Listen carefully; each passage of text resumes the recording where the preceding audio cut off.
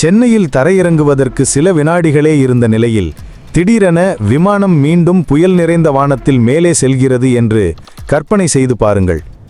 November 30, 2024 அன்று Fengal புயல், cyclone Fengal அதன் சீற்றத்தை வெளிப்படுத்திய போது சிங்கப்பூரிலிருந்து வந்த ஒரு இண்டிகோ பயணிகள் விமானம் ஓடுபாதைக்கு சில அடி உயரத்தில் பயங்கரமான குறுக்கு காற்று கிராஸ்வின்ஸ் காரணமாக திணறியது. அந்த நேரத்தில் விமானத்தை ஓட்டிக் கொண்டிருந்த கேப்டன் தரையிறங்குவதை தவிர்த்து கோ அரவுண்ட் என்ற ஒரு சூழ்ச்சியை செய்ய ஒரு நொடியில் முடிவெடுத்தார். இதன் மூலம் விமானம் தரையிறங்காமல் மீண்டும் வானத்தில் மேலே ஏறியது. அந்த முக்கியமான தருணங்களில் அவரது அமைதியான மனநிலை மற்றும் சரியான செயல்பாடு நூற்றுக்கணக்கான உயிர்களை காப்பாற்றியது. நிலைமைகள் சீரானவுடன் விமானத்தை மீண்டும் ஒரு நிலையான தரையிறங்கத்திற்கு அவர் வழிநடத்தினார். இந்த வியத்தகு சம்பவம் பைலட்டுகள் ஏன் எதிர்பாராத சூழ்நிலைகளுக்கு பயிற்சி அளிக்கப்படுகிறார்கள் என்பதையும், ஏன் அவர்களின் நிதானம் பேரிடருக்கு எதிரான இறுதி கவசம் என்பதையும் நிரூபிக்கிறது.